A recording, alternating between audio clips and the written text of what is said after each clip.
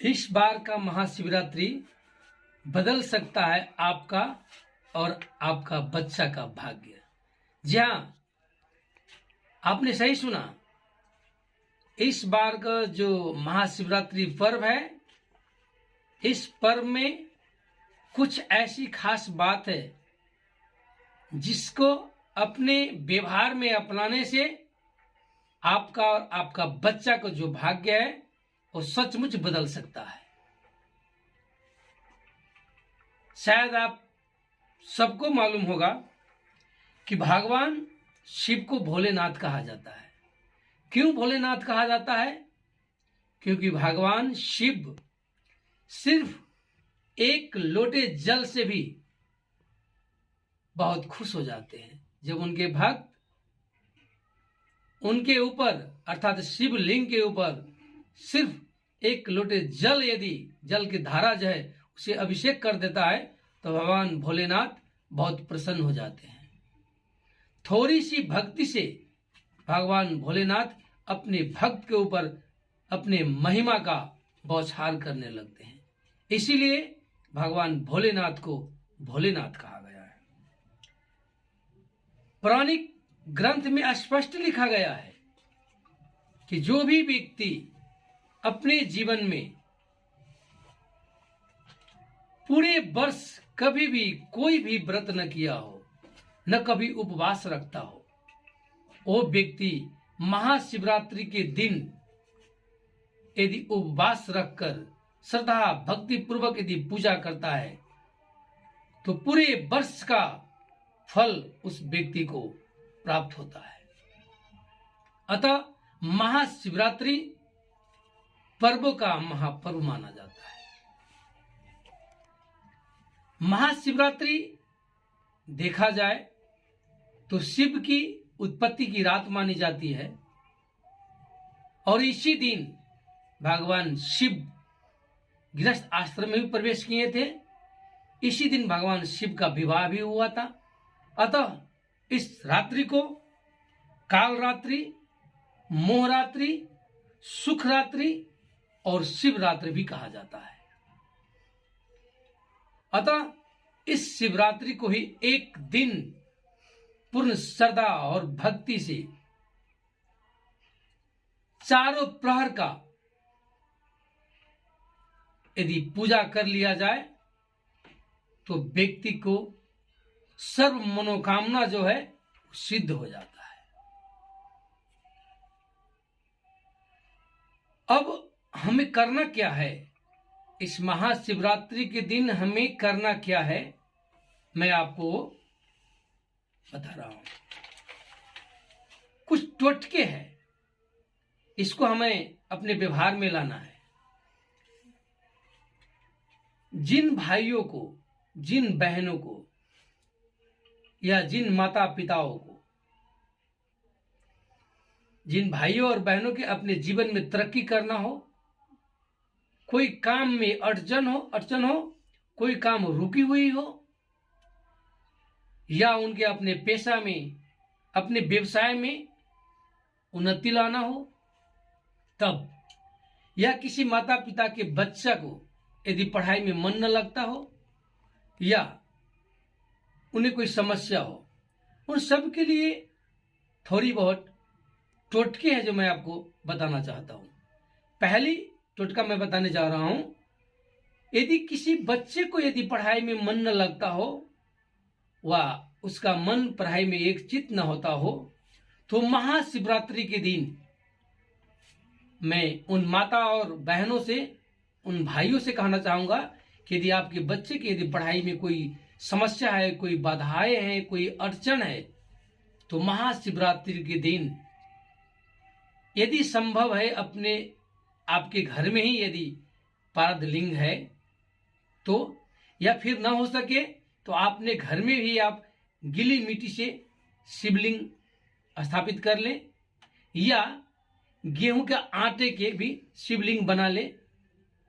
यह संभव यदि आपसे न हो तो किसी नजदीक के शिवालय में जाए और वहां भक्ति पूर्वक अपने बच्चे को बिठाकर आपको एक मंत्र है जो 21 बार जाप करना है। वो मंत्र मैं आपको बता दूं, ओम ऐं ह्रीं सरस्वत्यै नमः। ओम ऐं ह्रीं सरस्वत्यै नमः। इस मंत्र का आपको शिव मंदिर में शिवलिंग के आगे बैठकर श्रद्धा भक्ति और ध्यान पूर्वक इस मंत्र को जाप कराइए अपने बच्चे से, और इसके पश्चात भगवान शिव के लिंग के ऊपर आप पंचामृत का अभिषेक करें, या दूध का अभिषेक करें, जल का अभिषेक करें, या गंगा जल का अभिषेक करें। ये ग्रंथों में, पुराण में ये मान्यता है कि ऐसे करने से आपका बच्चा का जो भाग्य है वो बदल जाएगा। सरस्वती माता का कृपा आपके बच्चा का ऊपर बन जाएगा, इसमें कोई संदेह नहीं है। सिर्फ एक काम आपको कर लेना है। दूसरी टोटका मैं बता दूं, जिन भाइयों को, जिन बहनों को अपने व्यापार में, अपनी नौकरी में, अपने किसी भी काम में यदि तरक्की करना हो, कोई रुकावट है, कोई बाधाएं हैं, उन्हें भी उसी मंत्र को जाप करने के बाद जब शिवलिंग पर जल धाराएं अर्पित करे, या दूध की धारा अर्पित करे, या शिवलिंग पर जब अभिषेक करे, तो इस मंत्र को आपको पढ़ लेना है, ओम ह्रौं ह्रीं जूं सम पशुपताय नमः। या आप दूसरा भी मंत्र पढ़ सकते हैं, ओम नमः संभवाय च मयो भावाय च नमः शंकराय च मस्कराय च नमः शिवाय च शिवतराय च। इस मंत्र को भी आपको पढ़ के शिवलिंग के ऊपर जल अभिषेक करना है। ऐसे करने से आपका पद उन्नति हो सकता है, आपका जो बिजनेस है, व्यापार है, जो भी आपका नौकरी है, उसमें आपको तरक्की मिलेगा, आपको अच्छा होगा, इसमें कोई संदेह नहीं है।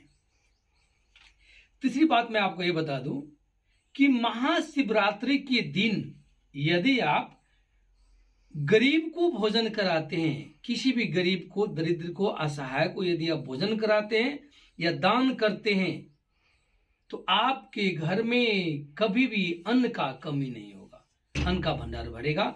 और एक और भी मान्यता है, ऐसे करने से आपका जो पितृ है, उनको भी मन में शांति मिलेगी। चौथी बात आपको मैं बता दूं,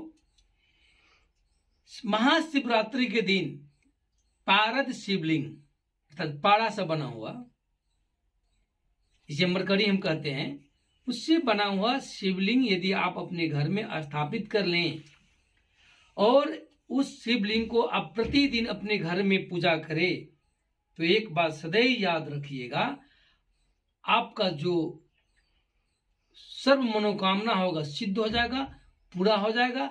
आपके घर में सदैव आमदनी बना रहेगा, कभी भी आपके घर में गरीबी दस्तक भी नहीं दे पाएगी, ऐसा गारंटी है, ये शिव पुराण में लिखी हुई है। मैं आगे बता दूं, यदि किसी के ऊपर शनि दोष हो या रोगाग्रस्त हो, उन्हें चाहिए कि पानी में काले तिल मिलाकर शिवलिंग पर अभिषेक करे और ओम नमः शिवाय का जाप करें। इससे मन में शांति मिलती है और शनि दोष से हम मुक्ति पा सकते हैं। इसके बाद मैं आपको और बता दूं, गेहूं के आटे जो होता है उसको आप शिवलिंग बनाकर 11 बार जल अभिषेक करें। गेहूं के आटे के अपने घर में महाशिवरात्रि के दिन यदि कुछ ना हो, दूसरा शिवलिंग यदि आपके पास ना हो, तो गेहूं के आटे का 11 ठो शिवलिंग बनाना है और उस पर आपको 11 बार जल अभिषेक करना है। ऐसे करने से जिन्हें कभी भी संतान की प्राप्ति न हो रही हो, उन्हें भी संतान की प्राप्ति की योग बनता है उनके लिए। ऐसे करने से उनके संतान का प्राप्ति हो जाता है। इससे आगे मैं आपको बता दूं, महाशिवरात्रि के दिन 21 जिसे हम बेलपत्र कहते हैं, बेलपत्र भी कहते हैं, बेलपत्र, तो 21 बेलपत्र पर ओम नमः शिवाय आप लिख ले और तब उसे आप भगवान शिव पर चढ़ाएं। माना जाता है कि आपको सर्व मनोकामना है सिद्ध हो सकता है। महाशिवरात्रि के ही दिन नंदी जिसे हम बैल कहते हैं, वह सांड, उसको आप यदि हरे घास खिलाते हो तो याद रखिए आपका जो भी परेशानी है, जो भी दुख है, कष्ट है, वो दूर हो जाता है और घर में सुख समृद्धि कायम रहती है, साथ साथ मन में शांति भी बनी रहेगी। इसके बाद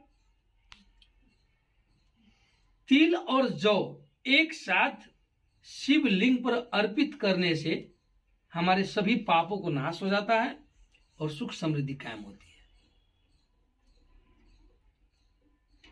और एक और मैं बात बता दूं जो खास करके युवा युवतियों के लिए बहुत अच्छा है और उन माता पिताओं के लिए भी अच्छा है जिनके बच्चे की शादी का योग नहीं बनता हो। शिवलिंग पर दूध में केसर मिलाकर अभिषेक करने पर, अर्थात दूध में केसर मिलाकर शिवलिंग पर यदि आप अर्पित करते हैं तो याद रहे आपके घर में विवाह का योग तू एन तू बनेगा। आपके घर में जो आपके बच्चे के लिए वो आपका खुद भी विवाह में कोई अड़चन हो, बाधा हो, विपदा हो, वो तुरंत दूर हो जाएगा। आपका जो विवाह है चटमंगनी पट्ट विवाह का संयोग जो है तुरंत योग बन जाएगा, इसमें कोई संदेह नहीं है। आगे मैं बता दूं कि शिवलिंग पर महाशिवरात्रि के दिन चमेली के फूल जो चढ़ाते हैं, यदि चमेली को फूल चढ़ाया जाए और ओम नमः शिवाय का यदि आप मंत्र जाप करते हैं फूल चढ़ाते समय, तो आपका मन चाहे वाहन गाड़ी आपको प्राप्त हो सकता है। इसके बाद शिवलिंग पर दुर्बा, जिसे हम दूभी कहते हैं, दूभी चढ़ाने से व्यक्ति का आयु जो है बहुत लंबा हो जाता है। हमारा जो आयु है बहुत लंबा हो जाता है और सुख समृद्धि शांति भी मिलेगी मन में। शिवलिंग पर यदि आप चावल चढ़ाते हैं महाशिवरात्रि के दिन और कोई भी दिन, शिवलिंग पर यदि आप चावल चढ़ाते हैं तो याद रहे शिव इससे बहुत प्रसन्न हो जाते हैं और घर में स्थायी रूप में लक्ष्मी निवास करती है। आपके घर में कभी भी अन्न की कमी नहीं होगी, पैसे की कमी नहीं होगी, धन संपदा की कमी नहीं होगी, आपका भंडार भरा हुआ रहेगा। ऐसे शिव कृपा कर देते हैं। इसके बाद शिव के निमित्त, भगवान शिव के निमित्त आप गेहूं या चावल को दान करें और उस दान किए हुए चावल को आप किसी गरीब, किसी ब्राह्मण को दान करें, या नहीं तो आप ब्राह्मण या गरीब को भोजन कराएं तो आपके घर में अन्न का भंडार बन सकता है। इसलिए इस शिवरात्रि पर्व को आपको इसमें से जो भी टोटके, जो भी नुस्खे आपके हितकारी हो, उस टोटके को अपनाएं और भगवान शिव का महिमा का पात्र बने। जय शिव, धन्यवाद, नमस्कार।